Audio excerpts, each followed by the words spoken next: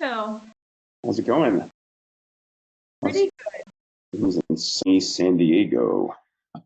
yeah, pretty good. I'm actually heading out right after this to go to a Padre game. Oh, really? Oh, that's great. I've been to lots of games at the Murph, but never anything at the new stadium. Oh yeah, nice. Do you care if my Fathom is recording as well? No, yeah, happy to have it. Cool, cool, cool. Yes. Let's see, so much going Breath. on. I, Pardon? I said deep breath. I know, There's so a much lot going going on. on. I feel the same way. Oh, I was like, too many things going on at the same time in my Yeah, brain. yeah, It's been a busy same, start. Been a busy start to the week. probably. I'll tell you that. Hmm. Any good news in your world? Good news? Yeah. I mean, we have some great, clients coming on board and some great work happening, but I'm most excited about the fact that we painted a mural in our office a week ago and it was really fun, Oh, that's cool. building activity. Yeah. Yeah. But as always, we have lots of fun things happening over here. My kids are out of town this week, so that's good news because I'm able to focus and do things like this. Yeah. This is Norlex. He's with our team. Cool. There's another bot.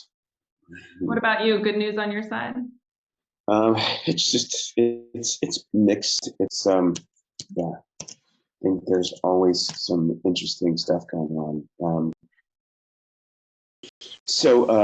Good afternoon and welcome to another episode of Wisdom Wednesday. Now, today we're really excited to have Jen Derks and Lena Sukumar with us today, talking about purpose-driven marketing and generally dig into that a little bit.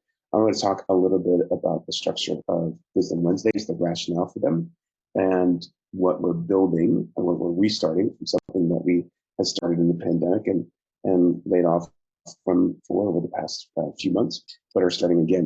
Our objective is to bring weekly bits of insight to our community, to mission-driven founders addressing climate tech or sustainable or regenerative economy type solutions, and to bring a number of different issues to the table that are helpful in a bite-sized format. We have one or two key speakers every week. We change a topic all the time, and we go on themes that we set over the course of a month or two with the different folks who are producing the events and some of our partners who are producing the events. This month, we're focusing on marketing, helping early stage companies get their foundations of marketing together in advance of what they're going to be seeing in the fall and the activity that they're going to need to be prepared for to really grow. In August, we're going to talk a little bit more about formation and funding of these companies, bringing some of our other partners to bear. We'll have Wilson Sassini is going to come by. We have Russell Reynolds is likely to come by. Great tech recruiter going to come by and talk about some of those issues. And we encourage people to share issues with us that are interesting or challenging to you so that we can be always creating really good content that's relevant to this community. Additionally, we're going to put this information up on our website and on the YouTube channel so that we can continue this conversation there and share with partners like 90, who is our physical and community partner in San Francisco. So that's a little bit about the structure and a little bit about the objectives. I'll give a couple seconds to Lena and Jen to introduce themselves, and then we'll go back to we'll give Jen the ability to talk about the problem for a little bit, and then talk about how to address some of these challenges. So once again, I'm Phil Dillard. I'm founder and CEO of Throughline Networks. We're an impact venture studio in San Francisco, California. We focus primarily on late seed through Series B climate tech, space tech, and deep tech companies that are building solutions for circular economy, regenerative economy, and waste to value solutions. So that's a little bit about us. Lena, do you want to introduce yourself? Sure thing. Hi, everyone. Lena Sukumar. I am a marketing professional with about 15 years of experience in the broad range of marketing areas such as product marketing, strategy, execution, digital marketing, communications, demand gen, so on and so forth. And most recently, I've worked in sustainable agriculture technologies, and I'm currently doing marketing consulting for small startups, not just in the climate tech space, which I'm extremely passionate about, but also in some adjacent areas as well. And I'm super excited to be working with Phil and Throughline Networks. And as Phil mentioned, we have a series of great events this month in the marketing space. We did one last week where I spoke about product market fit and product solution fit, kind of setting an overall stage for how really small startups should be thinking about marketing, branding, and generating awareness. And then we have Jen today here, who's going to speak more about branding.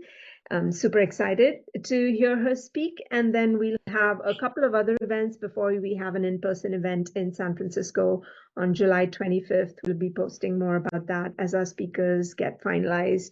Jen is going to be one of them as well. So we'll have some exciting discussions on marketing for early stage companies, what's worked, what's not worked, etc. So with that, I'll hand it over to Jen. Thank you so much, Lena. Yes, my name is Jen, and I'm going to get into who I am in a second here.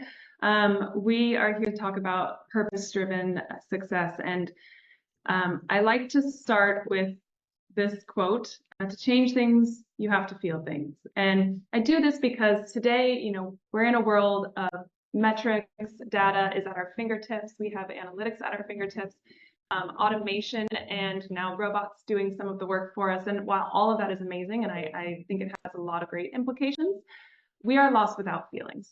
The pain of something not working, the joy of hitting a milestone, the frustrations over how things work in our industry and wanting to fix that, those feelings drive us to use all of these tools that we have at our disposal.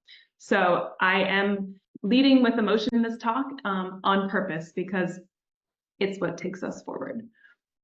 That being said, I am Jen Derks. I run a branding agency here in San Diego called Forefin Creative. We work with clients around the world. Most of our clients, like Lena, most of our clients, about 80%, are in the climate and sustainability space. We focus on anywhere from pre-seed all the way to Series B and beyond, helping them tell their stories, set their brand foundations, focus on consistency and clarity as they build, which we know is a lot of work. I've had many different roles in this work over the years. I started as a designer, very focused on design communications, and quickly found passion in the strategy behind those designs. So the agency I have now is a small team that is a very strategic 8-person agency that focuses on strategy and design and messaging all coming together. So you might be thinking, we're early in what we're doing here as a company, and there's really no point in talking about the narrative and fancy language of who's going to come along with me on this journey. And I'm here to convince you that that's not true. The purpose of purpose is not just to share a big vision that people can come along with, but it is to guide the activities that you're doing during this building time, during these early stages, as well as give a clear contextual understanding of what you're here to do for all of those that are watching you build. It's all about clarity of where you're headed, what you're working on, and why people should care.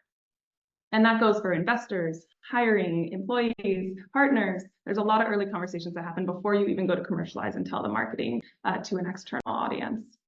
So before we jump into purpose, a little bit more about that, which I can't wait to, I want to do a quick refresher on what brand is. A visual identity is not a brand. When I look at this photo, this is her visual identity. I see her. It might allure me to want to know her, but I don't know anything about her yet. It's just a visual representation of the person. Similar to a logo, right? This is a symbol for REI. But when you see it, you have a lot of emotional connections based on your experiences with REI. So it's a representative symbol. For instance, we did this graphic for REI a while back. We've been fortunate to work with them a couple times. And when you look at this, you get so much more about who REI is, what they do for the community, the types of activities that they hold, the way that they communicate those with levity. This is REI, and also even the logos and who they hang out with, that the symbol just represents. So it's really on the inside, right, that counts. It's what you care about, what you do, who you hang out with, how you treat people, and I'll say how consistently and how boldly you show up. Now, if you think about all those concepts and layering them over the last graphic, you'll see that all of that's represented here. Because REI knows those tenets, and everything they put into the world has those tenets very prominently. So it's more than how you look. I have to say that over and over again. It is not the visual, beautiful skin or even the logo design or a cool website. It's really the trust you're building with your audience. What dots will they connect? Because you don't get to tell them everything and then they just know it and feel it. You have to put dots out there for them to connect, where they're then going to make that assumption for themselves. So some nomenclature. Again, visual identity is how you look. Brand, who you are uniquely. I also want to note that it's how they feel about you, right? You have to put those dots out for people to latch on to. Brand equity is the value of that reputation. When people start to feel a certain way about your brand, what's the value of them holding those opinions?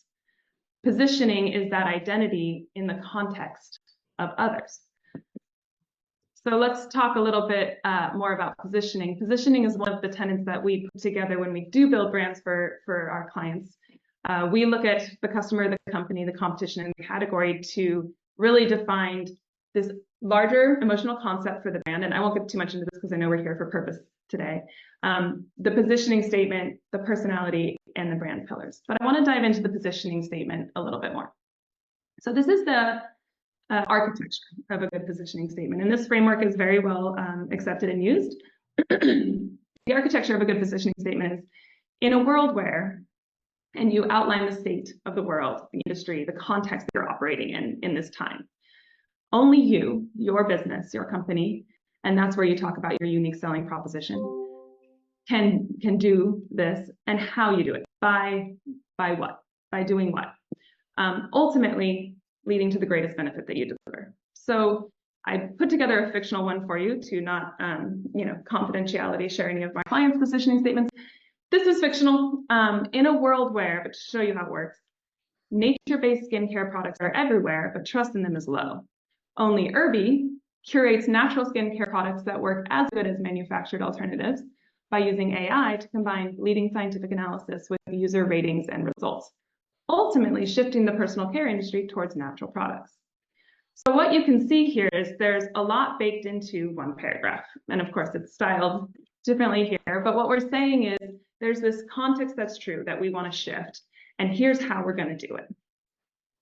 So I want to look a little bit closer on this, because sometimes we talk to companies that are too early to have all of this figured out. And a lot of you are still building, as Lena mentioned, there's product solution fit before you can even get to product market fit. And then you have to figure out what that real benefit is for that individual persona in the market. So there's a lot that you're still trying to discover.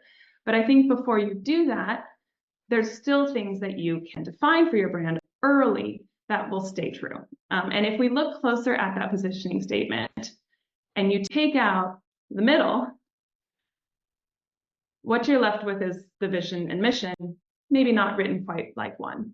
But what you're saying here is there's this context, right? Nature-based skincare products, no one trusts them. They never work as good. This is a truth and a context in the zeitgeist of the world.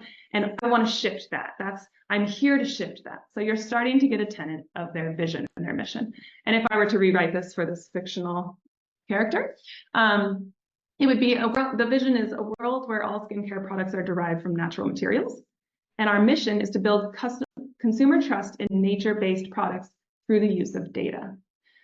So that's showing a little bit about where they want to go and how they think they're going to get there. So that leads us into talking about what we're really here to talk to you all about today, which is the purpose pillars. So the vision is this future that you aspire to. It's what will be true when you achieve this mission. The mission is what you're here to do, and how will you reach your vision. And I want to note that those are flip-flop. Some companies lead more with a vision, and then the mission is how they're going to get there. Some companies lead more with a mission because of an ultimate vision that they're trying to achieve. So you can kind of look at that two different ways. They're very interrelated concepts. And then the values, of course, are how you're going to go about that mission, because we know there's many different ways to achieve the same thing, many different ethos to have as you're doing that. So, you know, Apple did this really well, right? With clearly having a value of simplicity, and that's how they're going to achieve, you know, their mission. So I won't get too much into all of that, but I want to take a look at a couple examples because I think examples are super helpful when you're trying to create your own and think about how this all works. These are all from our clients, but I, for confidentiality reasons, just tell you kind of the general type of company that they are. And I wanted to do this instead of giving you examples from, you know, big companies out in the world that you know, because I think it's more relatable for you to see these are companies at the same stages that you're at with and how they're framing those conversations. So an emerging battery tech company that we've worked with, their vision is a world where grid energy storage enables us to live and thrive on a healthy planet Earth. Their mission is to develop low-cost, reliable, long-lasting grid batteries that accelerate the transition to renewable energy. You'll notice this mission is to develop. They are very much in a developing stage right now. They aren't ready to commercialize this battery, but they have a lot of great tenets going for them and some great patents. So it's okay for your mission to, you know, say, be aspirational for where you currently are, but also true to the roadmap that you're on. If their mission is that everyone adopts their batteries, that doesn't make any sense. We're not quite there yet, but the vision will never change. This vision is what they want to have happen, you know, a world where grid energy storage enables us to live and thrive. One thing you'll also notice about this vision is it's not just a healthy planet. We're going to get into some of the pitfalls in a minute that people have when they define their vision and mission, but they're very focused on their industry, their unique thing that they're solving, which is grid level energy storage. This is a media buying agency, totally outside of the sustainability space. They purchase ad space for advertising agencies and marketers. So their vision, our clients' voices are amplified by sharing the right stories with the right audience. And their mission is, our mission is to create a visionary multimedia campaigns that connect our clients to their goals. I wanted to share this one. It's a little outside of the box because it's so practical and so tactical. And I think that that's something I want to highlight because when people think about mission and vision and purpose, they think it has to be very lofty or aspirational. And sometimes going too far in that direction can really harm you. It's okay to have a very practical vision. Their vision is that the clients they're serving have the right stories with the right audience, that their voices are amplified. You know, their big vision is that their clients have more of a voice in the spaces that they're trying to occupy. And that's great. It doesn't need to be so that they can save the world. Point to make. This is a business intelligence for ag tech. So their vision is a world where ag tech innovators and investors have the resources they need to build thriving food systems in emerging markets. Our mission is to create a visionary, oh, I'm sorry, that one didn't get updated. Shoot. Well, I don't know what their mission is off the top of my head. But if we look at just this vision, one thing to note too is you can have practicality with a little bit of a future state for the market, thriving food systems, and specifically in emerging markets. So one thing we'll talk about in a little bit is making sure that your vision and mission are very unique to you, that they couldn't be adopted by anyone trying to do something similar to what you're doing. I'm linking this. I don't know if we're sharing the deck, Phil, to anyone who's here, but there's links for a lot of examples. You can find them, Google it. Plenty of vision, mission, and values examples out there for you to look up. But today, I'd rather talk about some of the common pitfalls that I see.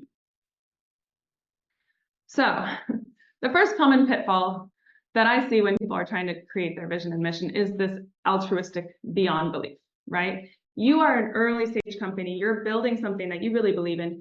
People don't really know who you are. There's still a lot of trust to be built.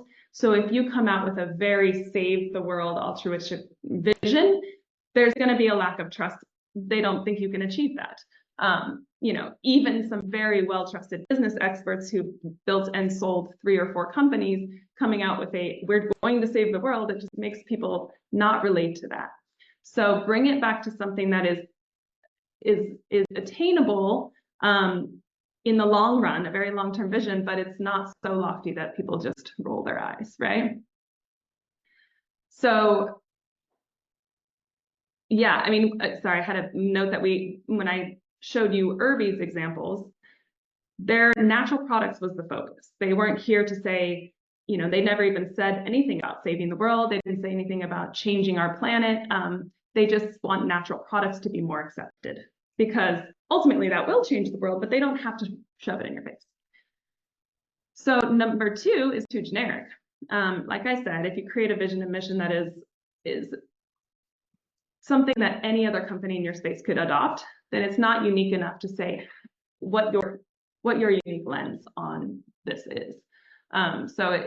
Without having an example in front of me, you can see what I'm saying here. If you look at your vision and mission and say, yeah, pretty much anyone could say that who's in the sustainability space, or anyone who say that who's building a next-gen battery. Try to find a little bit of differentiation that'll help you realize that that's really true to who you all are. And then the third one is it's nearly true already. I've seen vision and mission statements that are kind of accurate to what's happening today in the business. And that's also not great, because it doesn't give you something to strive for. The whole point here is to have purpose, not just for you as a leader, but your team. So if it's a mission and vision that's too practical and too currently true, then we're not pushing ourselves. So I want to pause here and say, I know you might have thoughts during all of this that you're not a visionary leader. This all feels very disingenuous to have a vision and a mission. I mean, literally right now, I'm working on my product, just trying to make sure we hit the next milestone with the product development team. And, talking all this fancy language it's too much. I'll bring you back to the purpose of purpose, which is clarity, as we talked about. That clear guide, that should everything that you're doing comes from defining your vision, mission, and values.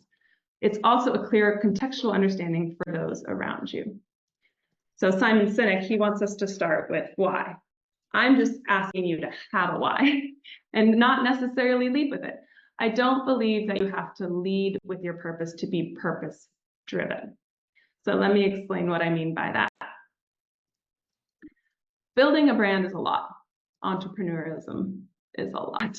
We all know this, and especially in the climate space where you have uphill battles with policy, you have uphill battles with technologies that have never been created before, or problems that have never been solved before. It's a huge hurdle, and as Lena talked about last week, there are the valleys of death that you have to get through. So having a clear purpose, vision, mission, and values can help you make these decisions. Everything you do as you build your company is an opportunity for those people to connect the dots about who you are. And if you're making all those decisions with a guiding light of what you're here to do and how, then those dots will be easier for folks to connect. For instance, this talk, I could have spent time with you all breaking down what is a perfect framework for a vision and mission statement. We could have crafted them right here on the call. We could have had a perfectly Mad Lib exercise where I say, this is the tenets that you need in your vision, and this is the tenets that you need in your mission, and let's craft it together, and then you have it, right? I could have done that, and that would have been a great talk. I'm sure you would have gotten something out of it. The reason I didn't is because of our purpose and our vision and mission.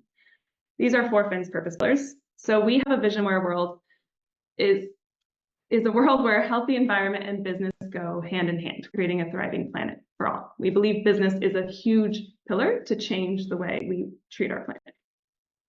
Our mission is to amplify the impact sustainable companies have on the health of our planet by growing inspiring brands, strong businesses, and bold leaders. Now that mission is a little bit aspirational for a branding company. We aren't business coaches. And at the time we were creating it, it did feel a little uncomfortable, but as we sat with it, we realized bold leaders are really important, especially in the climate space. To be able to grow a company in this space, you have to come with confidence. You have to know who you are, and you have to show up with a brand that gives you that confidence. And we do feel that the work that we do provides that for our clients. We see them when they show up for their ribbon cutting, and they feel really empowered to be there on behalf of their brand. Also, our values of human connection and rising by lifting and best interest disruption. Best interest disruption is a value where in your best interest, we're going to disrupt what you think. So you might have showed up for this talk thinking, I want to just craft my mission and vision statement. This girl's going to help me. in your best interest, I'm disrupting that because a well-crafted purpose pillars, they don't matter as much as how you show up for them. And you are only going to show up for them if you take the time to make sure that they're true for you, make sure that they're slightly aspirational, and at the same time, there's something you can really get behind that you can say out loud without squirming. You have to be able to, because you have to show up and live out that vision. You have to inspire your team for that mission. You all have to be rallied around it. So for me, creating bold leaders who truly understand the need for a purpose-driven organization is more important than making sure you have the perfect text for that, if that makes sense. And really, if you follow the guidance from today and avoid some common pitfalls and give it some energy, you don't have to define this tomorrow. Sit with it. What feels right? What's true for you? In doing that, you'll have alignment and you will have no problem speaking up. Trust is critical. Trust is built when you come with this confidence. They have to trust you for this all to work. And I'm saying that because I meet so many incredible founders that are really, really smart scientists, or they're really expert coding experts. They're definitely smarter than me in a ton of realms, but they believe that what they're working on will sell itself, or they believe that once they achieve the product market fit, once people see that is what I need, that will solve my problems, and all they have to do is detail out the way it's going to solve their problems, and everything will be great. So I constantly have to encourage our clients to stand for sharing that story in a way that is believable and that is trustable. They have to believe you for it to work. Investors have to believe you, your employees have to believe you, your audience, your partners. It's important. So that's all I had prepared, and I'm glad, because it's a small enough group to take questions and really do some work on this call. But I do want to offer for anyone who is here, if you want to email me your mission, vision, values, and a one-liner and about paragraph, not who you are, I will respond in a couple weeks. Give me 2 weeks. I got a lot of client work over here with some feedback on how I think that could be a stronger take, or what holes I'm seeing in that, if that's helpful for everyone here. But I'm going to pause and ask for questions, either from the group or Phil and Lena. Happy to have a discussion if you want to drill into anything further. Well, sure. I mean, generally, this is the point where we start to dig in with a little bit of discussion about things that we've seen or trends that we're seeing, and fire off some questions. Now, I was taking some questions that, as you were talking, that I thought of for not only for ourselves, but for some of our clients and our partners, things that I would ask about them and their brands. I put those in the chat, and I'm curious which ones are most exciting. But there is where you ended was really interesting. I was just thinking mission-driven companies, climate tech companies, companies that have a purpose, a financial motivation, but an impact motivation. Is there anything you find that's different in them than from traditional companies? Like there might be a gaming company. I'll give you a great example. I was at an event for a major gaming company, like a brand name gaming company, and they were talking about how part of their values were to instill cultural change through gaming. And I said, how is that even possible? And they started to showcase how they touched all these different types of people with the different types of games that they built, and how that they executed on that in their values, in their the vision of how they wanted to see the world. But it didn't sound like it was the earliest thing they came up with. So I'm curious if you see a difference between mission-driven companies and at high level and kind of traditional technology startups, for example. Let me make sure I understand the question, which is just those who kind of have a mission from the beginning and a purpose. Maybe it's climate change, maybe it's something else, versus those who start more with kind of a market they see an opportunity in, build a product for, that type of a thing. Yes. Mm-hmm. Yeah, I mean, I definitely see a difference. I definitely see a difference in it. What I find is, in terms of the impact of the different types of leaders, you don't need to have this at the beginning. Let me just say that. You can very much say, here's a product that I see a market opportunity for. And once I build this product, it will fit this niche, very business minded, right? At some point, you will end up having to create these things, and you will have been down a path for however many years of development, maybe 10. And now you're telling this bigger story. Now, those who have been along with you are going to see right through it. It's the whole like, oh yeah. Now they're socially conscious because they recycle. It's like, people are smart.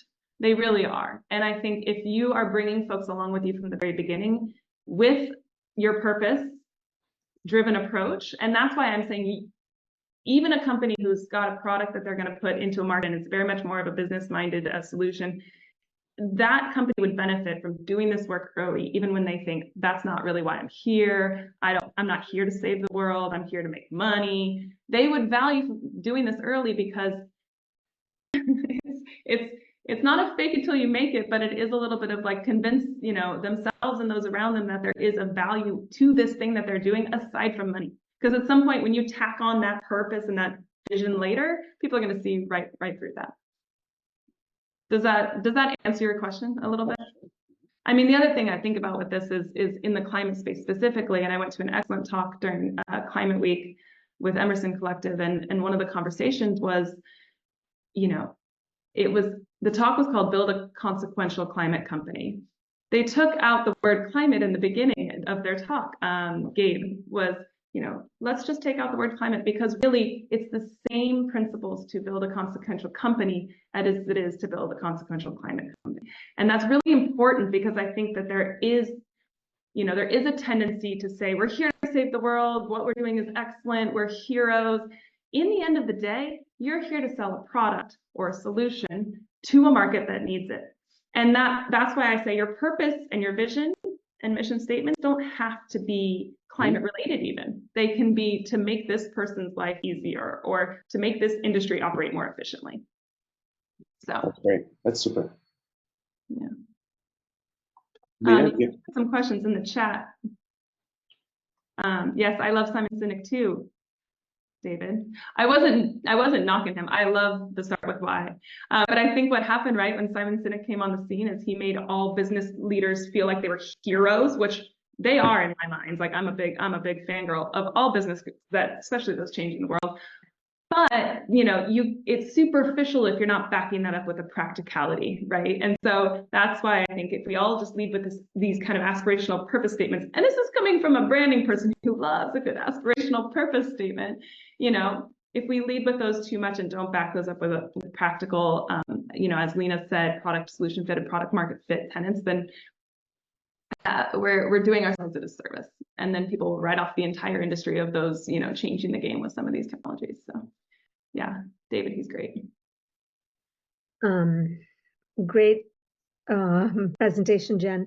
I had a question for you. So one of the challenges that early stage companies are probably, and you've seen that as well, face is that their priorities, their strategic direction, how they're thinking about where the company should go, etc., can evolve pretty quickly over a short period of time, depending on the conversations that they have and what they're finding out about product solution fit or even product market fit, whatever stage they come to you at. So that fluidity can lead to frequent revisions in their vision, mission, as well as values, perhaps. So that's one question on, what your experience has been kind of dealing with that situation, if you have faced that. And secondly, for those early stage companies, I found that a lot of founders are really, and you set the stage for that early on in the presentation as well, they don't have the time or the focus. They're like, we're just busy building the product. So how do you approach that? And I'm sure when they approach you, they already have some thoughts as to they want to create that, right? How quickly do you typically work with them to build something foundational for them to get off the ground with? So 2 questions. Yeah. I'm going to start with the second one because it's fresh, and I'll come back to the first. So the second question about kind of when do you, first of all, they don't come to us saying, we're ready to create a vision, and we're ready to have purpose, and we need your help. Typically not. They're coming to us with, we need a new website. We need a brand identity. We have a huge press release coming up in 2 months, and we cannot look like this when the press gets a hold of us, right? So I joke that I'm going to write a book someday called Back into Strategy, because it's, that's what happens, right? We start with like, well, okay, we need a website. Well, what are we putting on it? Well, I don't know. Who are we, right? Next thing you know, we're talking about mission and vision. And so pretty early in the process of getting to know a company, we'll highlight that that's going to happen, and that we structure our engagements to start there. So we start with strategy, and depending on the size of the business, if it's a pre-seed or seed business, we're going to start with just key brand messaging, which is this: it's the vision and the mission, the one-liner and the about paragraph, and like a line or two for each audience that you have. How that manifests when you're talking to investors versus talking to team. So that key messaging is at the basics that we will do when we meet a company. Companies that are a little further along and have a little bit more traction, and that are ready to do like more in-depth strategy work and create a positioning statement based on the competitors and what they're doing, and they're a little further along, closer to commercialization. Those companies, we have a strategy up front as well, and we do a brand sprint for them as well. But it's crucial. You have to start with that. Yes, do we take projects that are design only? For sure. And sometimes they'll have those tenets in place and we can work with them. And sometimes we'll say, I know this is the stopgap. You've got to get to this milestone, and this design is going to help you get there. But know that we're going to come back to this. We're going to come back and start with these foundations, because it's really hard to build a meaningful brand across many, many touch points if you don't have those foundations. Yeah. And then the first question that you had, should have written it down, was about. Essentially, they're changing, they're evolving so rapidly. Thank you. Yeah. Oh, of course. Yeah. If there's one thing we know from the startup world, and we've worked with many, it is everything changes tomorrow, which keeps us on our toes. But so yeah, and I don't fault that, actually. Of course, I would love to meet everyone at the stage that they just had an idea, right? But we don't. So they've gone down other paths. They've started other things, and even vision and mission statements that we'll create can evolve. I don't have a problem with that. I do think it's much easier to evolve the mission statement than the vision. I think the vision should be crafted in a way that it's broad enough to hold the whole future of this company, because you're here for this vision. It's very rare that changes after we've done the work with them. Sometimes, we inherit one, it changes, but I'm thinking of one of our clients right now that we're working with, which is Nth Cycle. They do refining, battery refining, minerals refining. And, I don't know it off the top of my head, but their vision is that we have all of the critical metals and minerals that we need for the energy transition if we're able to recycle them. We have all of them that we need. I think that was an older one. I think it's evolved even, see? So they do, and that's okay. But I think that it highlights what you see. So like anything, you can see new things as you move along, right? But it highlights what you see for everyone to look at and say, oh, it's the context and the clarity for me, right? Because companies are going, oh, great, you're building that. Who are you building for? Why are you building that? And sometimes in the early stages, you can't say who it's for, what it's going to do, or how you're going to even, sell it necessarily. So what you can say is, what you see. Well, I'm working on this because what I see is this. So the vision should be bring them along with where you're going, why you're even putting all this time every day into what you're doing. Yeah, I'm sure you see that too, Lena, where they shift. I mean, how would you answer that question? How do you shift along with them? Yeah, definitely see that a lot. Especially even at larger companies, not just smaller companies, right? After a few months in operation or testing out a hypothesis, you realize pretty quickly that the target audience that you intended the thing to work for has changed. And so how do you change kind of your maybe not your vision, as you said, but mission, right? How do you bring those other partners or stakeholders into the picture and really modify the mission statement so that it's more inclusive rather than exclusive, and kind of keep it broad, yet speaking to all those different audiences. Yeah, yeah. So totally agree with what. Yeah, it's tricky. And sometimes you have to decide how much to put in the missioning statement, how much to save for other places. And we find that, our clients tend to want to shove a lot into everything. They want the logo to represent all the different things. They want the mission statement to have all the different tenets. And it's because they're driven by accuracy, and they know that people have short attention spans. So, the more that we can get them to realize with this one thing you're working on, the better. But, we always caution against that, because it's the constellation of things you're putting out that will really help to connect those dots for people, and trying to do too much at once will just overwhelm them. So yeah, super accurate. And I tend to see that a lot, especially in the values as well. Sometimes I see like 10, 15 values on a company's website, and I'm like, okay, this basically is everything and the kitchen sink. Well, yeah. And how do you live by 10 to 15? That's the whole point, right? That's why I say it doesn't matter how well you craft something, it's how you show up. Can you remember it took me a while to remember R5 off the top of my head. So I think, I'm always 5 to 7 on the values is my sweet spot. But isn't it really hard to narrow them down? I mean, how do you get to the point of just saying what one word means over another word, or how you're going to live that value? Is it more in the actionability of the word, or is it more in the uniqueness of the word to the company? I think it's both. Of course, that's the sweet spot. I will say, my company, my small company, when we started it, I did a solo practice for myself for 5 years, and then I started building out a team starting 2016. And when we had just 3 of us, we created our values. We had 8, Lena. We had too many. And we shifted those. We shifted those a couple of years in, we reevaluated them. And I think one thing to note is we realized, a couple of them, while we wish they were true, they really weren't true. One of our values was details matter. So that as a design agency, they really do matter. We're very, especially for final products, especially for print products, but really what we realized that wasn't core to our values as a company. We actually move pretty quickly, and we might skip a detail because we're working on timelines and budgets that are going to help move our clients forward.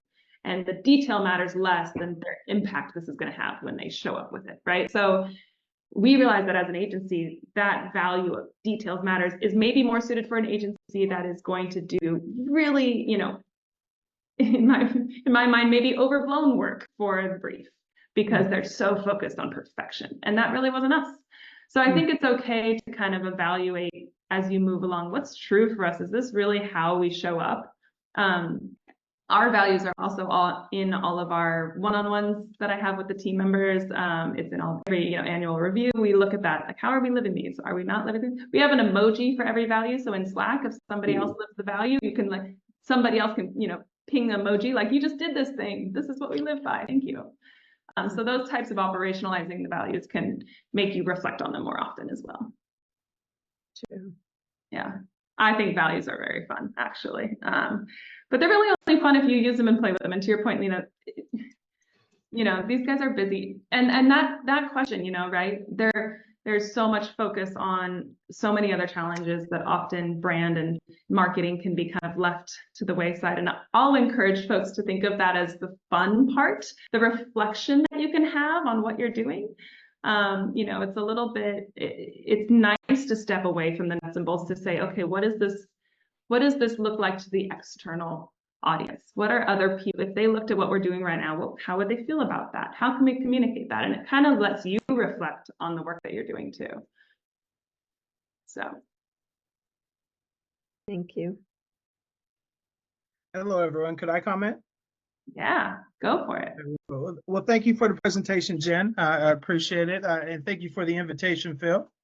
I enjoy everything you're talking about. I just want to provide just a little context, maybe to other founders. This is my second company, and what I would like to say is that my vision for my first company saved my life. Meaning, there were times where I had so many choices to make, and I was just super confused, and I needed to remember, David, why are you doing this?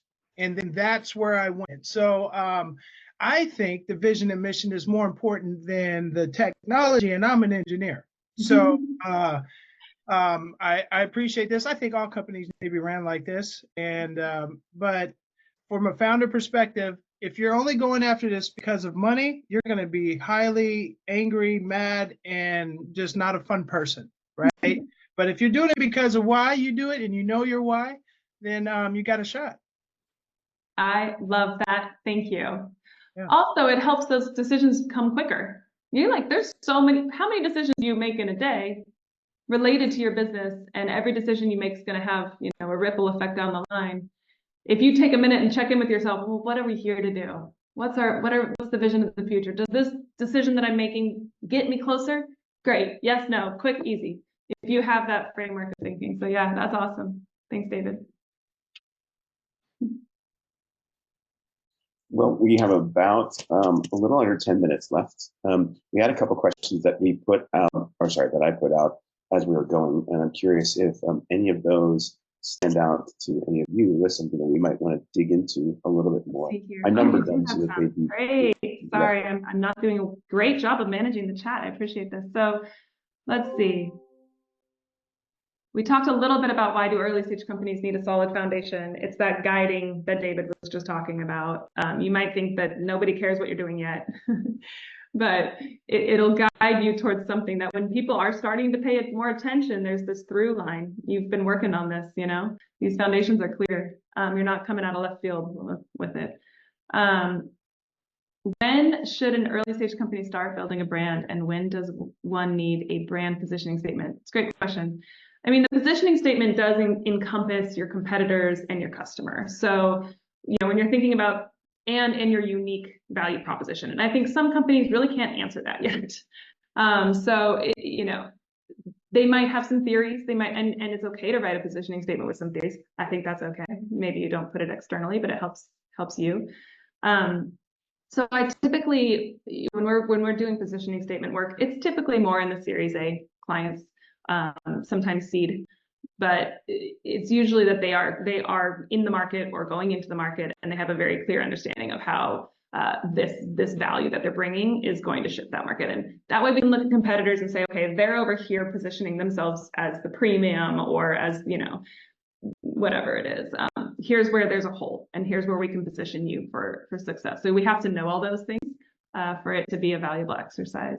And that's why we have the key brand messaging, which I think is more valuable for the early stages that are just needing those guiding principles that David has. And that, you know, when you start to have conversations with team that are coming on board, you know, giving them tenets of the business's ethos early.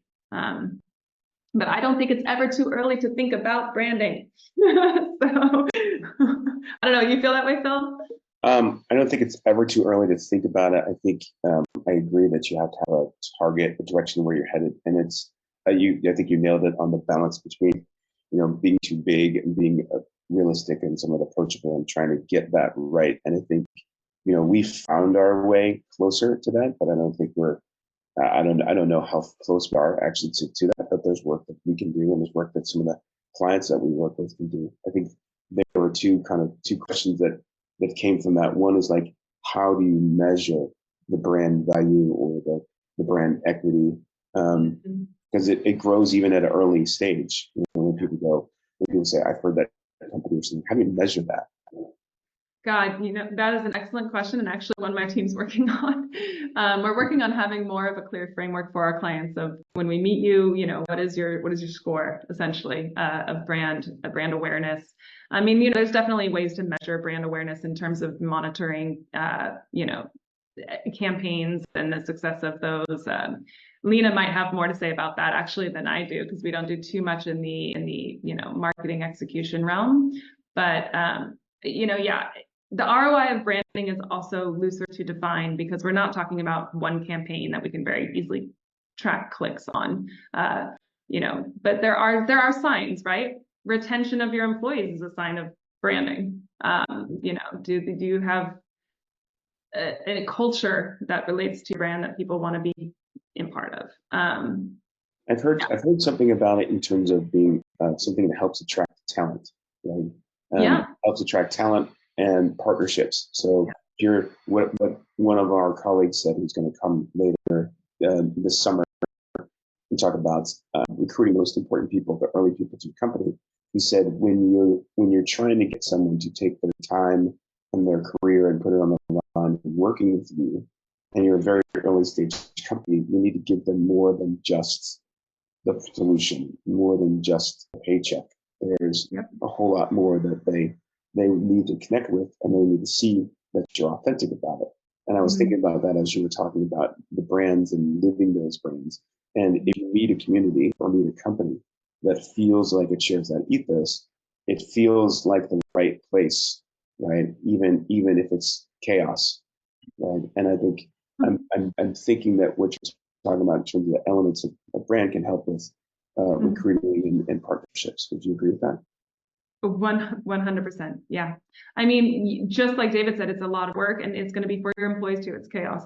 They have to believe in this vision and mission just as much as you do, for them to want to go through all of that. And at the same time, they have to trust that you're serious, right? They're joining a company. They don't want it to fail in a year. Then they have to go find another job, right? So I think building it back to the confidence that these tenants, that these early stage, purpose tenants can bring you is that front, not necessarily front, but the truth coming out of like why you're here doing this, so that they can come along with you and believe you. Again, trust is everything. It's really hard to build trust. I mean, we know that with just regular old human relationships, right? I just met David. I think he's great, but I don't trust him yet, right? No offense. No offense. But if we went to coffee, hung out, got to know you, multiple touch points, maybe we did some work together, and then over time I'd start to really trust David. So I think it's the same with brands. It's built over time, gradually through a bunch of different actions, a bunch of different words, and you get to place those actions in those words. So if you know what you want people to get from them, you have a guiding principle that you want. This is the position we want to hold. This is the value. This is how we want people to think about us.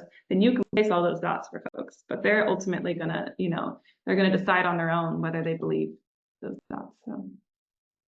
If I could add to that just a little bit from a leader perspective, and I read this in Infinite Game, and so just to give you a little side, I think Simon said, if you feel like that you have repeated yourself too much and you're sick of repeating yourself, you just started, right? You just so like continue. Yep. Yeah. That's another way to build trust. Consistency, right? Show up, say it again, say the same thing in multiple ways, and you won't know how to do that unless you know what your one thing is, right? What is this guiding principle? It's kind of terrifying though, because I would tell you there are sometimes I feel like I've said the same thing over 100 times, and I'm looking at someone and I say, I don't know if I've told you this yet, but at the risk of repeating myself, this is what we're here to do, and or this is what I understand that you're here to do. So maybe we're on the right track somewhere. No, it feels uncomfortable, but it's not to everyone who's on the other side. So. Sure. Yeah. But we're closing in on time, so I want to be respectful of everybody's time and give an opportunity to close up and give some parting shots or some action items for all the attendees for the event. We'll capture the deck and any other items from our digital goodie bags from our sponsors and partners from previous events. Some of them are information, some of them are discounts, some of them are other opportunities. And we'll put that in the digital goodie bag and share that with you guys. Jen, do you have anything that you have as a party shot for the attendees or the folks who are going to watch our video? Just the offer to review your purpose tenants, right? Your mission, vision, and values. I'm happy to take a look and give you some feedback. Won't rewrite them, but I will give you some notes of what I'm seeing and how I think they could be improved. So happy to do that, and look at anything else that you're building on the brand side and just give you some gut checks. Is this the right direction? Should I be naming my product, different than my company, which is a question we get a lot in the early stages, which yes, the answer is yes. But we have an office hours that Forfin hosts as well. And I'll make sure, Phil, that you have that link and you can send it out to everyone. I believe it's just forfin.com/office hours. It's every Wednesday morning. So you're also always welcome to show up with that and have the same questions or bring something you're working on. It's fun. My strategist, Evan, and I show up for that and kind of spitball. It's not a sales call, I promise. We're really just here to learn and see what you're working on, see if you can add anything to that and help you along your journey. So that's exciting, something to add to the Friday. Yeah. Back to the calendar. Totally. And with that, we're just about at time. So we're going to post this on our website. We're going to post this on our YouTube channel, and we're going to continue these every week. We encourage everyone to come back and take a listen and get a little wisdom on your Wednesday. Thanks so much, Jen and Nina, for sharing your time, and look forward to seeing everyone else soon. Thanks, David, and everybody else who was active in the chat. And we'll catch up with you guys hopefully next time. Thanks, Phil, for having me. Thank you. You. Bye.